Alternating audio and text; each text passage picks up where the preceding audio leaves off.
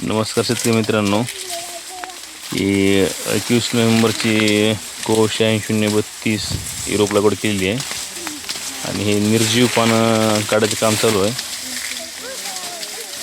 हे निर्जीव पानं काढून आची टाकल्यामुळं आपलं तणूक होणार नाही आणि ह्या उसाला वारं लागल्यामुळं हे याचे जाडी वाढण्यासाठी मदत होईल आणि ह्या उसाला कुठेही रोषशिक किडी लागणार नाहीत। याच्यामुळं हे निर्जीव पानं काढून घेतलेच पाहिजेत।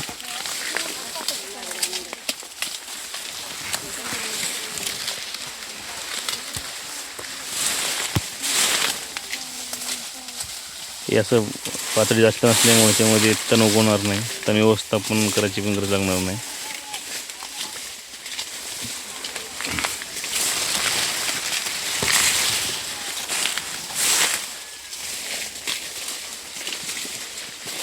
रोषशिक किडी पण ती प्रादुर्भाव कुठं दिसत नाही आहे आणि भविष्यामध्ये होणार पण नाही।